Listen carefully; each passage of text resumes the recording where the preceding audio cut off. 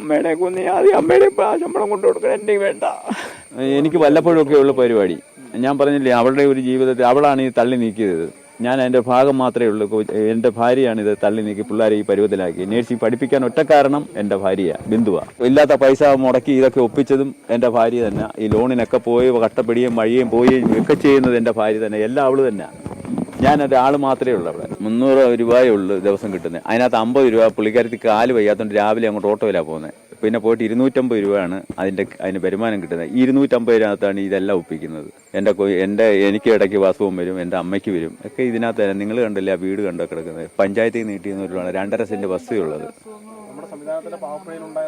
തീർച്ചയായും അവരുടെ അങ്ങനെയുള്ള ആൾക്കാരെ കയറ്റി കിടത്തരുതെന്നാണ് ഞാൻ ഇപ്പോഴും പറയുന്നത്. നാളെ മറ്റുള്ള ആൾക്കാർക്ക് ഇത് ഉണ്ടാവരുത്. 2 ദിവസം കഴിഞ്ഞിട്ട് ഇത് മായ്ച്ചു തേച്ച് കളയരുത്.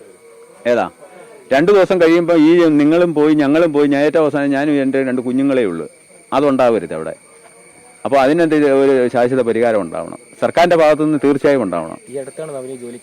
ഈ അടുത്ത ഒരു മാസമായി. ഇപ്പം ഇന്നലെ എന്നെ വിളിച്ച് 1 മാസം ശമ്പളം ഞാൻ മേടിച്ച്. ഞാൻ അമ്മയുടെ കൊണ്ടു കൊടുക്കണം. അമ്മയുടെ കൊന്നി ആദ്യം അമ്മയുടെ ശമ്പളം കൊണ്ടു കൊടുക്കണം, എൻ്റെ വേണ്ട.